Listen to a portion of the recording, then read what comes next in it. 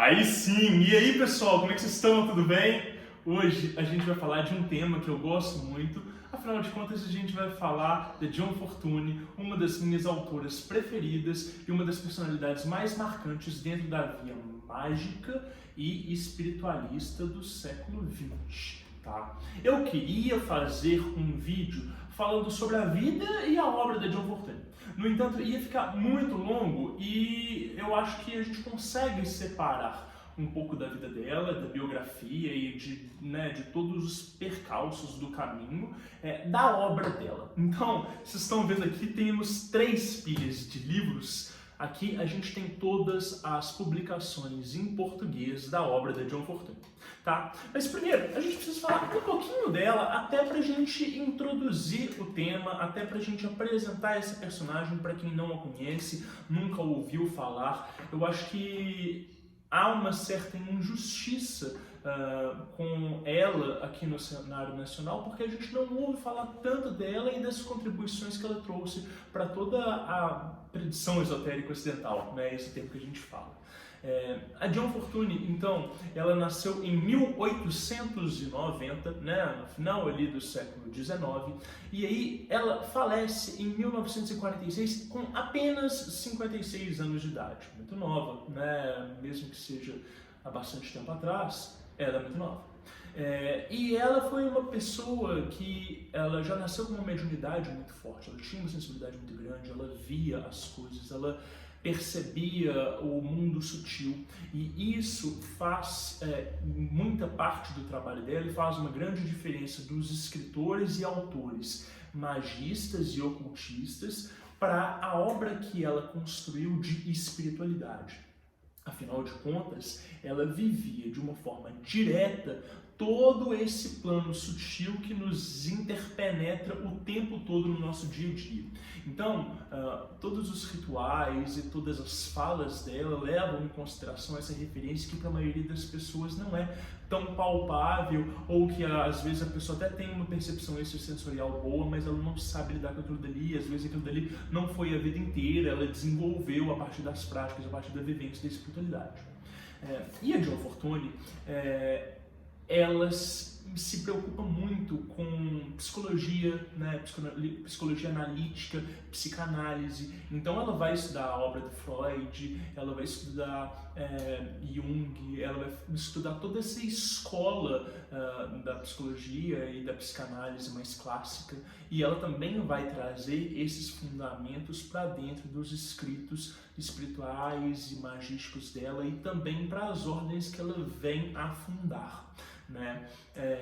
No meio dessa bagunça toda que foi a vida dela, tem 2 coisas que precisam ser ditas para a gente deixar claro esse contexto inicial. Que ela era membro da Sociedade Teosófica, tá? A Sociedade Teosófica era o quê? Aquele movimento que se iniciou com a Madame Blavatsky lá em Inglaterra, ali, né, na Europa, aquela loucura de Isis sem véus, de doutrina secreta, etc e tal. E no mesmo tempo em que está acontecendo o boom da teosofia, a gente tem 2 outras coisas muito importantes, que é o boom também do espiritismo kardecista, né? O espiritismo kardecista é um pouquinho antes disso tudo, mas é nessa época que o Allan Kardec escreve o Livro dos Espíritos, depois ele vai fazer, né, a codificação do Livro dos Médiuns e toda aquela bibliografia deles, né, esses movimentos de mesas girantes, de médiuns se descobrindo com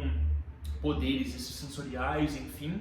E a gente tem esse último fato histórico dentro da história da espiritualidade e da magia, que é a Golden Dawn, né, que a gente fala dela por aqui. Quem viu o vídeo do Ritual Menor do Pentagrama sabe que é um ritual que era muito utilizado dentro do currículo dessa ordem, né? E a Golden Dawn era o que? Era uma ordem esotérica, iniciática, que aceitava homens e mulheres e que tinha por objetivo, né, desenvolver ali os poderes da humanidade e fazer com que os seres humanos eles pudessem se aproximar mais da sua meta espiritual, tá? E a gente fala muito da Golden Dawn dentro da magia porque ela é um dos pilares disso que a gente chama de tradição esotérica ocidental. É a partir dela que a maioria das coisas que a gente lê hoje sobre o ocultismo se estruturou criou, e sem ela, toda a nossa história seria diferente, né? As grandes personalidades que hoje a gente cultua como clássicos,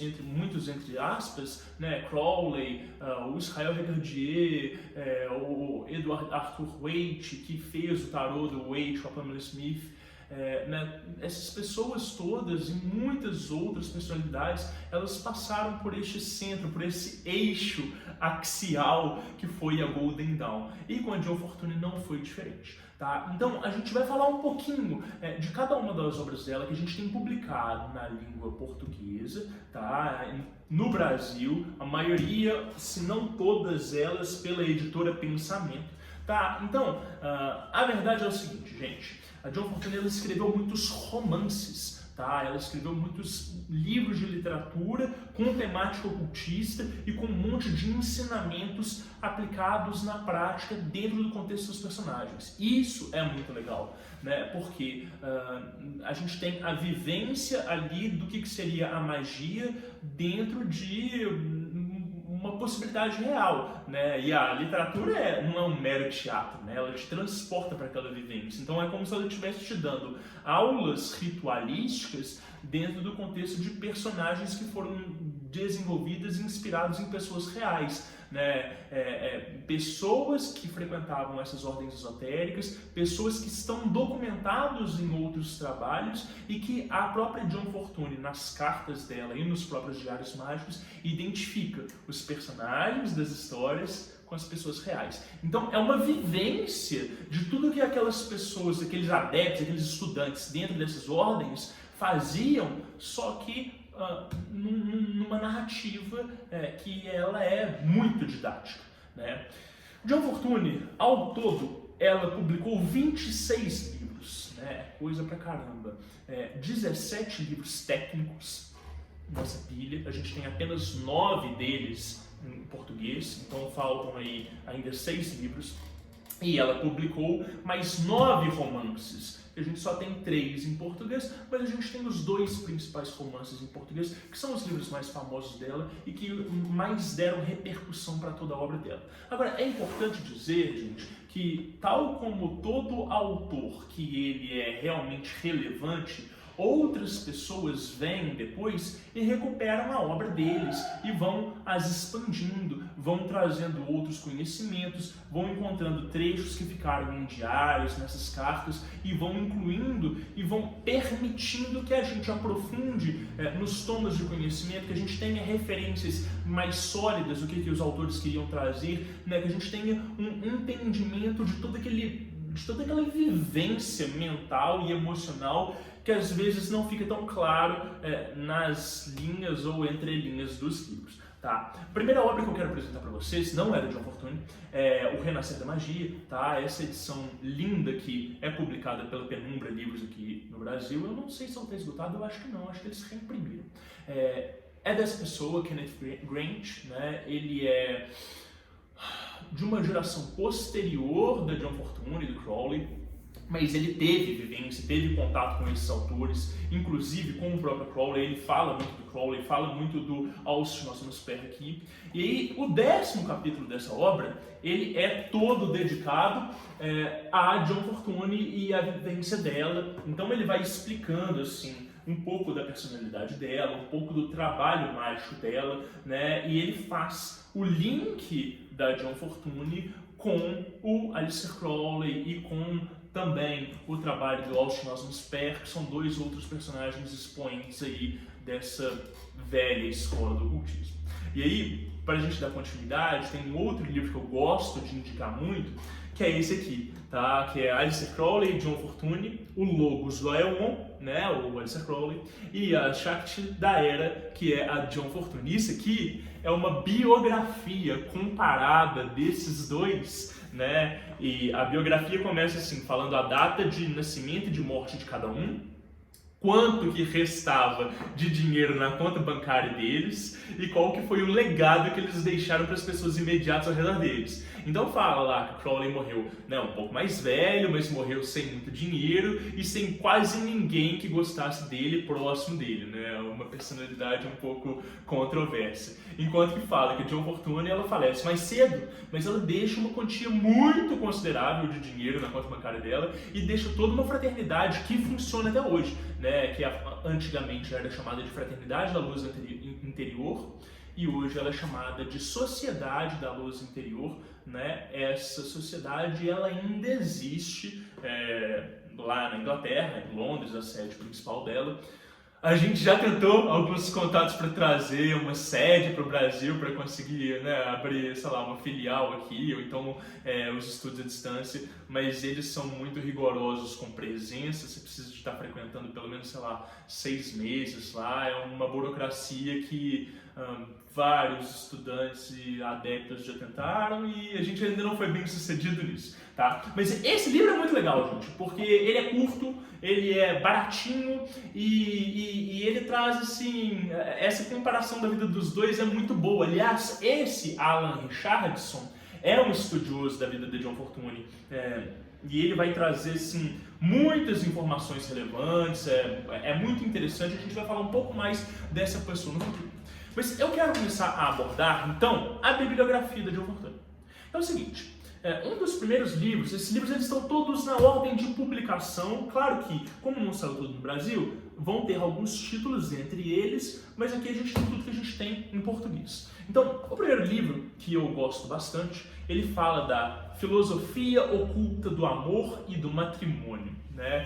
E é um livrinho que defende, assim, o matrimônio e os relacionamentos. E esse livro ele é escrito ali próximo do primeiro casamento de John Fortune, né?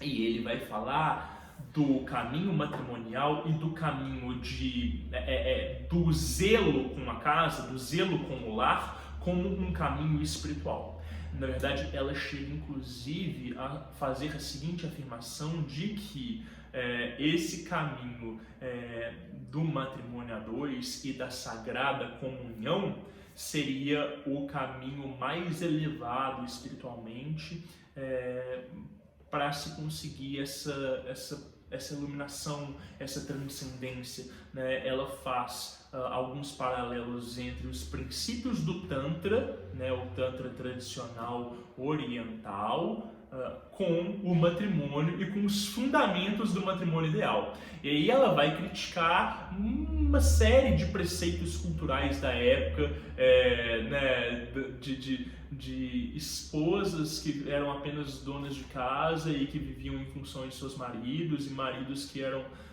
com perdão do termo, bunda mole, né, e que todo esse patriarcado intrínseco, cultural que a gente ainda vivencia, que era muito mais árduo na época, ela vai criticar e ela vai oferecer, sobretudo para essa pessoa que passa mais tempo em casa, para essas pessoas que predominantemente eram mulheres e que zelavam pela casa, ou às vezes tinham, assim, cuidadores e cuidadoras da casa, mas que ficavam no ócio, ela vai oferecer soluções práticas de como adaptar a vida doméstica a um caminho de espiritualidade e de transcendência. Então, ele é muito legal, e ela, assim, eu não sei se propositalmente, eu acho que não, ela vai dando fundamentos de como fortalecer um relacionamento, do que é o ideal. Então ela fala que, assim, que o amante moribundo, o comum,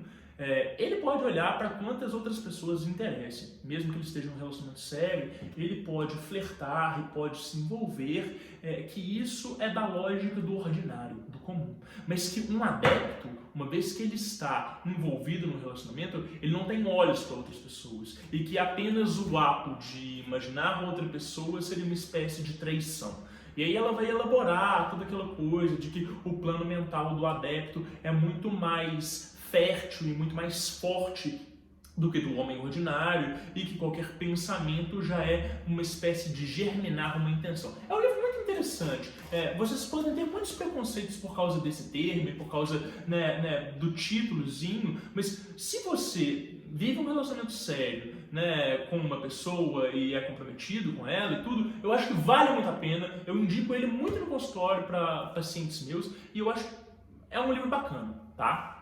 Bom, seguindo, a gente tem aqui as ordens esotéricas e o seu trabalho.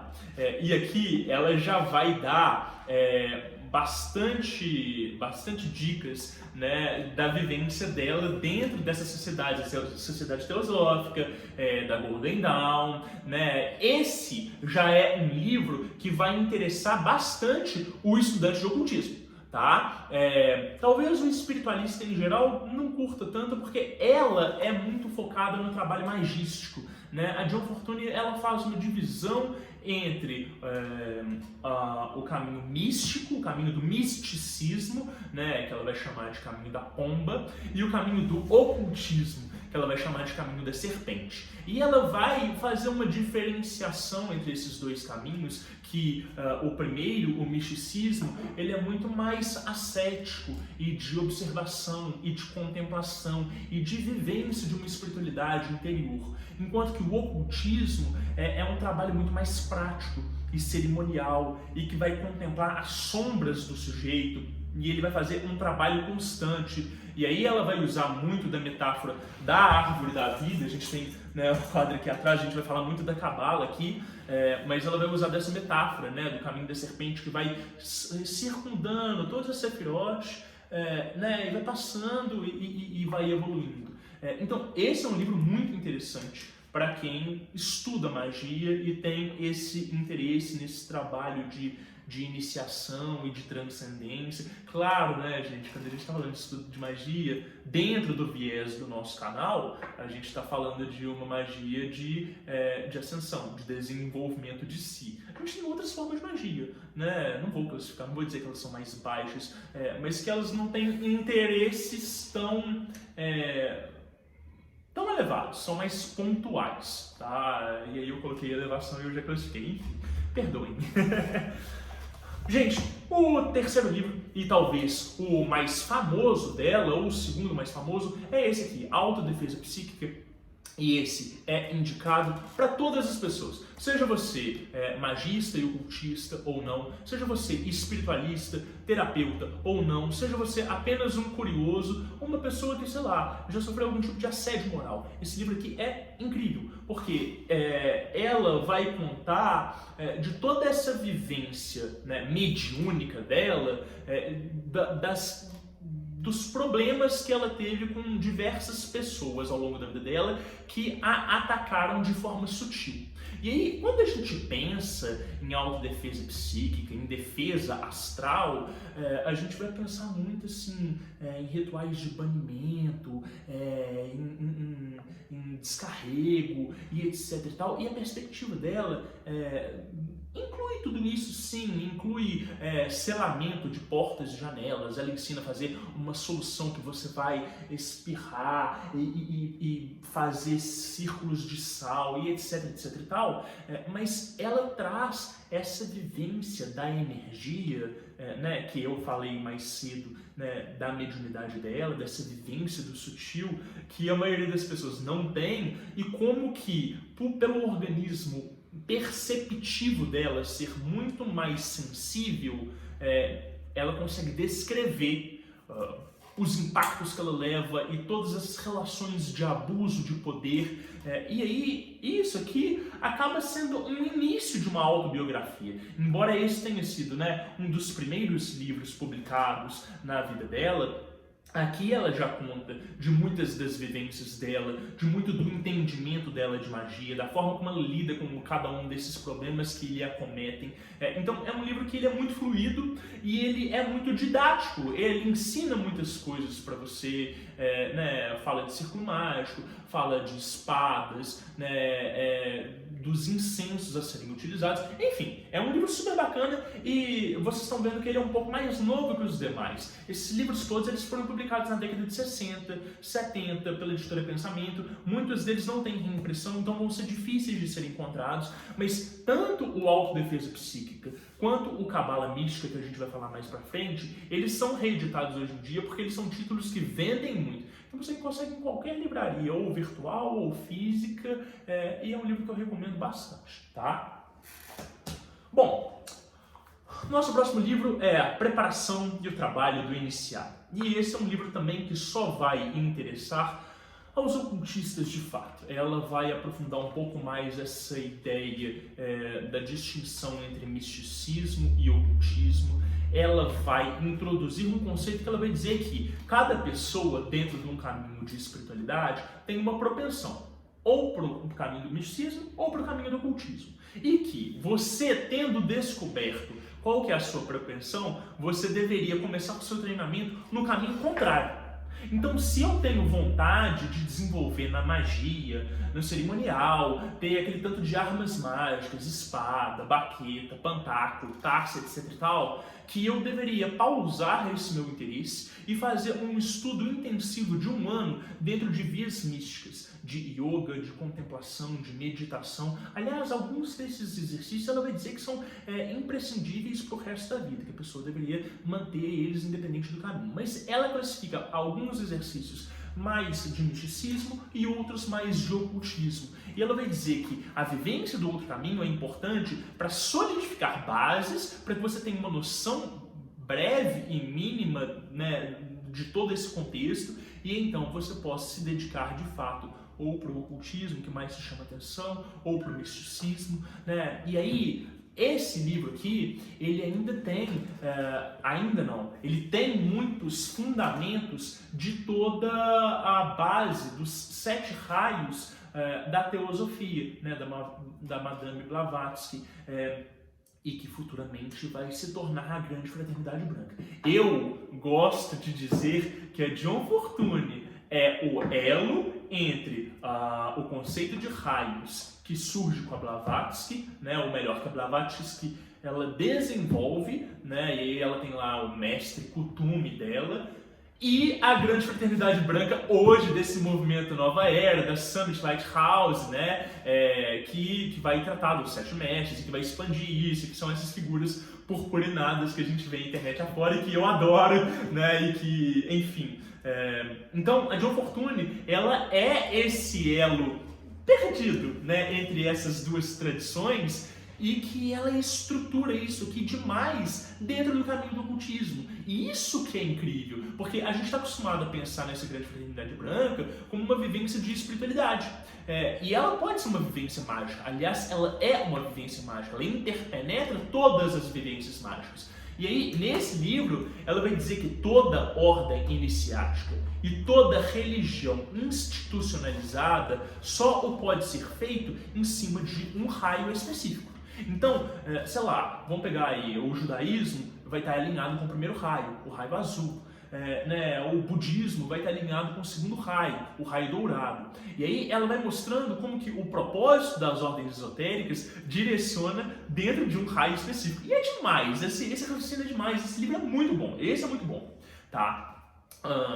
A seguir a gente tem um livro que eu acho meio bobo, Através dos Portais da Morte. Na época esse tema fazia muito sentido, né, de falar de como você fazer a passagem, né, a transição de pessoas que acabaram de morrer, sejam de mortes naturais ou não, de como lidar com o trauma dessas pessoas que faleceram.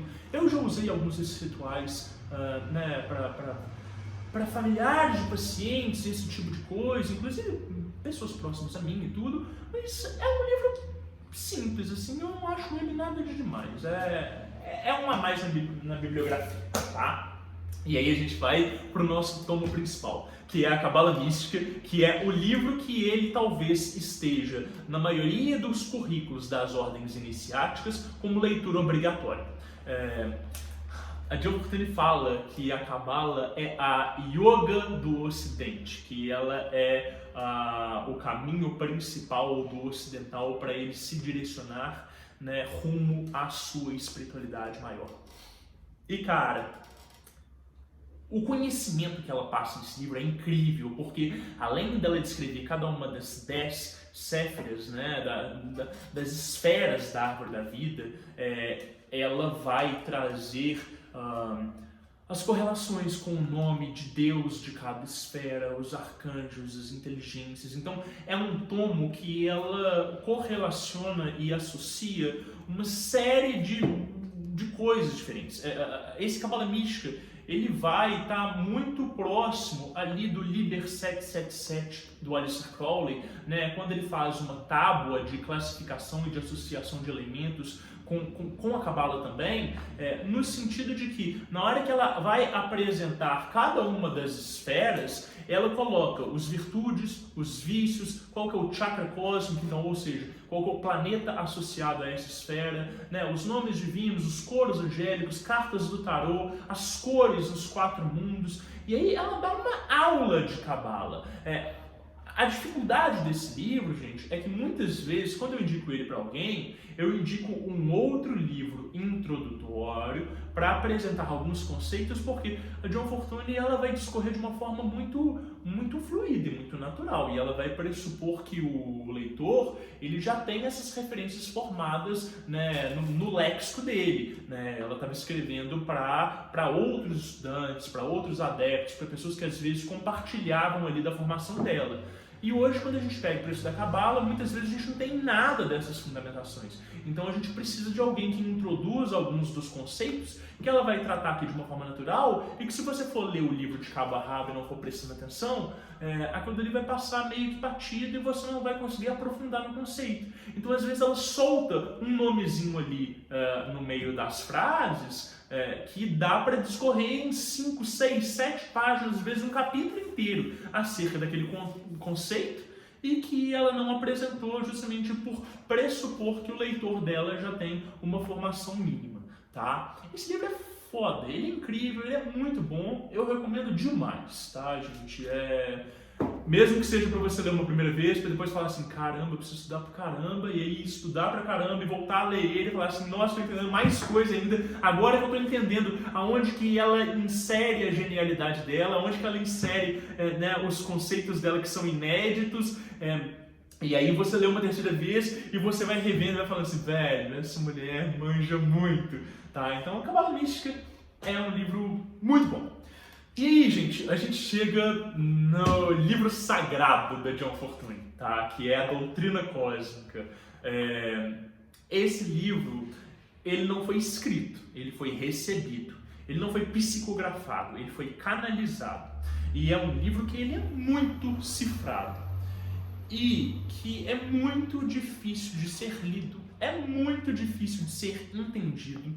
E quando ela escreveu A Doutrina Cósmica, esse livro ficou mais de 30 anos guardado só entre os alunos dela, só entre as pessoas de dentro da fraternidade dela. Ele não veio à luz, ele só veio à luz, acredito que pouco antes dela falecer, ou talvez póstumamente. Né? Porque ela ia compreendendo também o livro ao longo do tempo e o ia expandindo, e o ia inserindo novas notas e apêndices que vão dando mais entendimento de alguns dos termos que quando ela recebeu, nem ela fazia ideia do que era.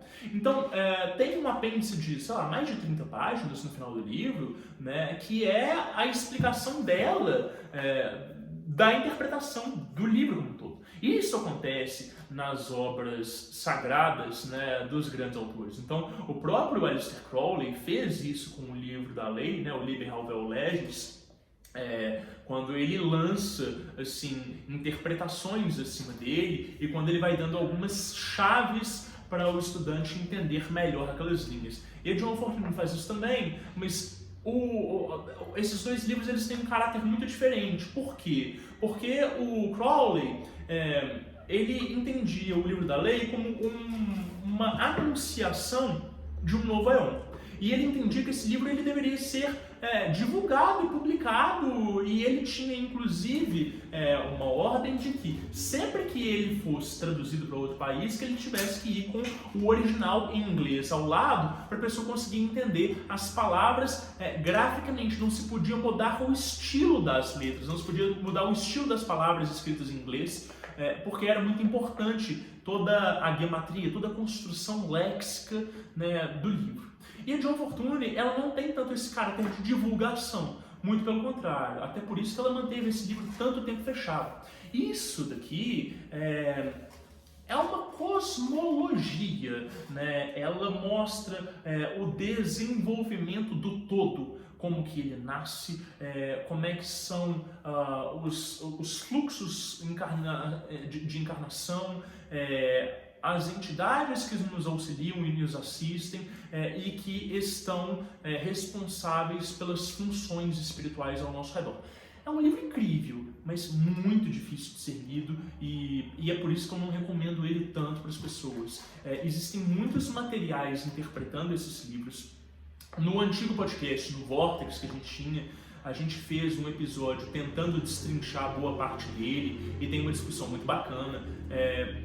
Eu não sei se tem o link no YouTube agora, mas vai ter, então eu vou deixar na descrição do post no futuro, tá? Mas é um livro que é um tijolo dentro da obra dela. Talvez esse seja o livro mais importante dela, ainda que não seja o mais famoso e nem o mais comentado. Aí a gente tem magia prática, magia aplicada, né, que são escritos sobre as práticas mágicas, e aí isso que também já é para o estudante de ocultismo bem avançado e que está inteirado da obra da John Fortune. Isso que não serve para espiritualistas em geral, não serve para as pessoas que estão ali meramente de forma curiosas, tá? É um livro que ele vai aprofundar dentro do que ela já trouxe à tona e falar do logo solar, enfim. E aí a gente tem, por último, dentro dos livros técnicos, esse Aspectos do Ocultismo, que é uma série de artigos, né, que tanto da John Fortune quanto de outras pessoas que escreveram né, acerca dela, e que ele foi publicado póstumamente e que ele expande mais a obra dela, tá? E esse livro aqui tem uma coisa muito interessante, que tem um capítulo de uma canalização, não é psicografia, porque não é a mediunidade e psicografia do espiritismo kardecista, mas uma personagem dos romances da John Fortune, que a gente vai falar daqui a pouco, ela se apresenta para dar o desfecho das histórias do romance. E o capítulo é incrível, porque é o mesmo estilo literário, muito embora a John Fortune já tenha falecido quando isso aqui é publicado. É foda, tá? Então, vamos falar dos romances, gente. A gente tem 3 romances e o primeiro, que a gente vai passar muito por alto, é esse Paixão Diabólica, um livro muito bacaninha, vai falar de magnetismo pessoal. Aliás, a John Fortune, ela é viciada em magnetismo pessoal, em falar de energia, em falar dessa força de vontade que a gente usa para o fazer mágico e para tudo na nossa vida. Então ela fala muito desse magnetismo intrínseco do ser humano.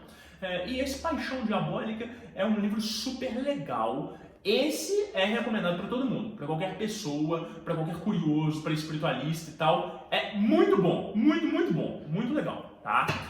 Mas vamos para os 2 livros principais que a gente precisa falar aqui agora, tá? Que é A Sacerdotisa do Mar e A Sacerdotisa da Lua, tá? A Sacerdotisa do Mar, ele é publicado em 1938. Ela tinha 48 anos de idade, tá? Ele vai falar dessa personagem, que é a Lilith LeFay Morgan. Ela é uma sacerdotisa dos mistérios antigos, do paganismo, né, que é o tema que John Fortune gostava muito. Ela falava muito de paganismo, ela falava muito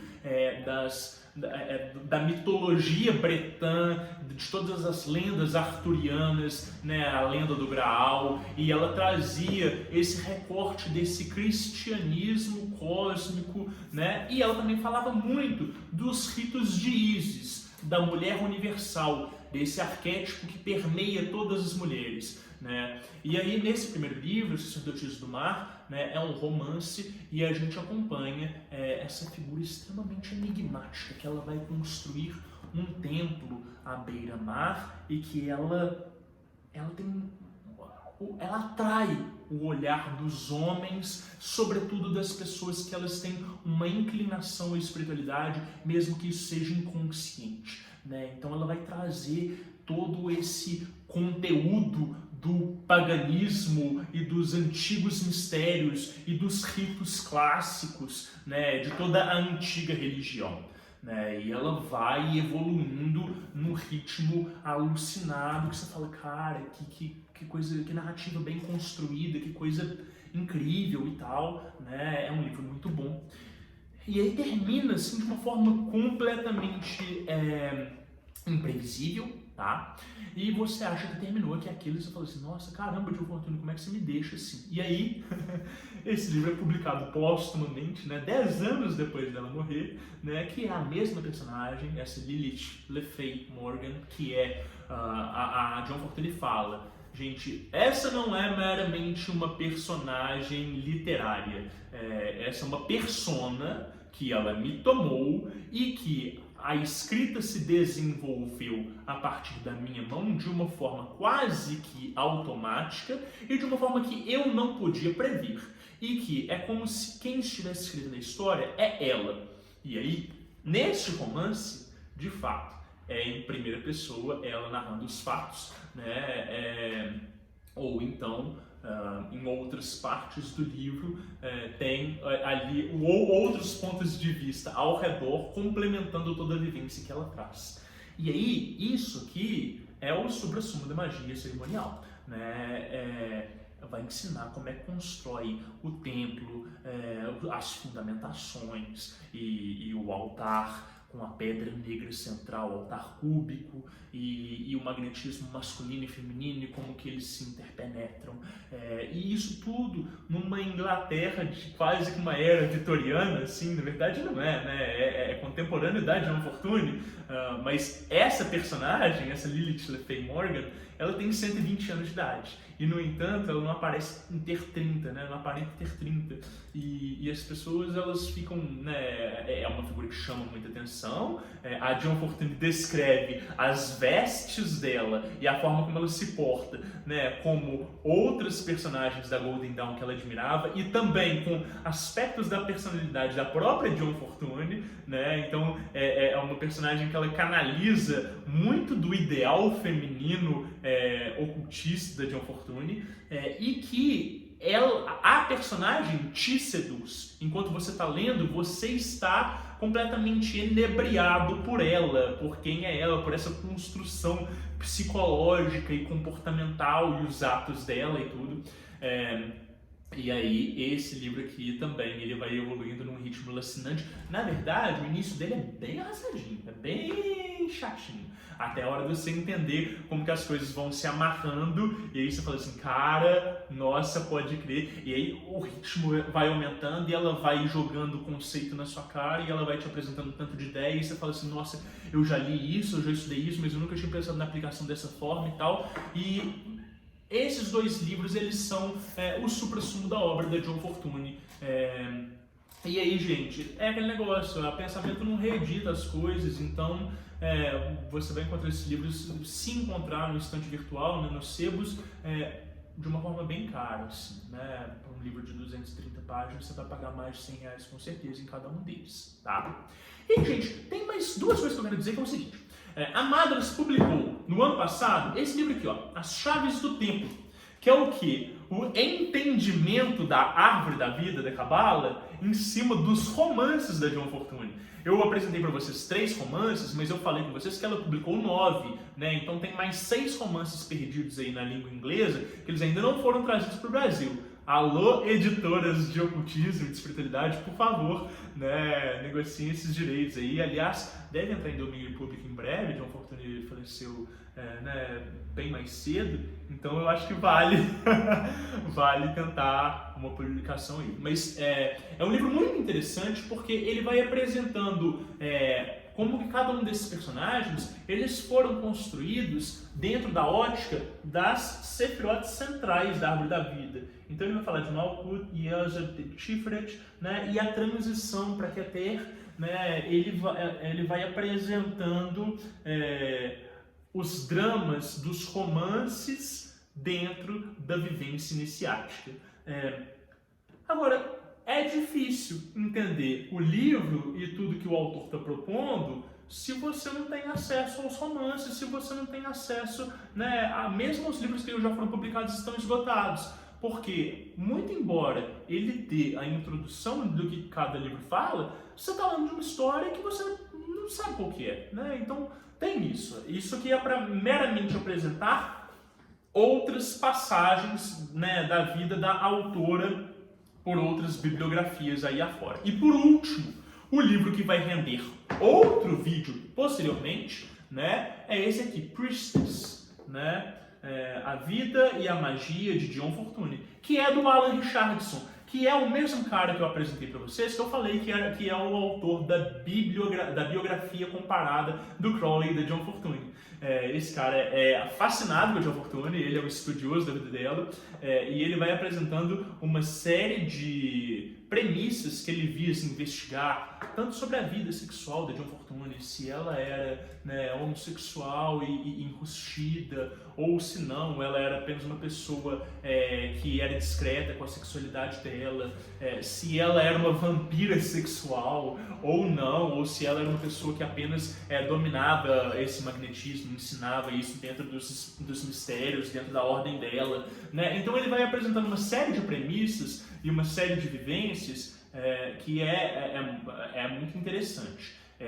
Ainda não o li e por isso que eu não fiz deste o vídeo A Vida e a Obra de John Fortune. Não, a gente vai falar, então esse é o vídeo das obras em português de John Fortune e depois a gente vai fazer um vídeo sobre a biografia dela aprofundada e aí eu vou trazer de novo os elementos comparativos da vida dela com Crowley e da vivência dela dentro da Golden Dawn e todo o legado que ela deixou. E aí eu vou falar um pouco mais da Sociedade da Luz Interior e aí a gente vai aprofundar um pouco mais nessa figura porque eu gosto muito dela e eu gosto dela, gente, eu vou explicar para vocês. Porque a minha vivência magística é muito parecida com a dela. E eu fui descobrir isso lendo ela. Então, muitas das coisas que eu escuto e que eu vivencio, que eu estudo, etc e tal, bate demais com as experiências que ela traz nos livros dela. E que eu nunca tinha visto nenhum outro autor. E é por isso que eu me sinto, de alguma forma, obrigado em fazer toda essa propaganda para o trabalho dela. Então, eu tenho um grupo no Facebook, que chama John Fortune Brasil, eu acho. Ele é pequenininho, não tem, sei lá, 20 pessoas ainda, tá? Porque ele é fechado e eu não estou administrando ele. O que eu fiz? Eu peguei todos os PDFs que a gente tem disponível e botei lá à disposição de vocês. Então, se vocês acharem interessante, vocês entram lá, tem os PDFs todos lá, vai estar a descrição, a bibliografia na descrição do vídeo aí, tudo, né? Isso para divulgar um pouco mais as ideias dela, porque eu gostaria de ter pessoas mais interessadas para a gente discutir e aprofundar mais esses conceitos e tal. Vocês estão vendo, é uma paixão por uma persona que conversa muito comigo, tá? E, gente, esse foi um vídeo sobre uma personalidade. Se vocês gostaram desse tipo de vídeo, me fala, deixa aí nos comentários, porque a gente pode fazer um vídeo assim com a obra do Crowley. Ou a gente pode fazer com o Alan Moore. Eu adoraria de falar de quadrinhos e ocultismo. Né? A gente pode falar do Sper, a gente pode falar de alguns outros personagens interessantes que eles montam essa tradição esotérica ocidental e que eles podem ser relevantes para a gente entender um pouco melhor toda essa linha de estudos que a gente acompanha. Tá bom? Ó, clica aí no like, né? Ativa o sininho, inscreve no canal, divulga esse vídeo e qualquer dúvida que vocês tiverem, vocês deixam aí nos comentários, eu vou responder devagar. Hoje vocês entenderam por que demora tanto para sair vídeo aqui no canal, porque a gente tem estudo, tá? Isso aqui é a bibliografia desse vídeo, tá bom? Valeu, é nóis!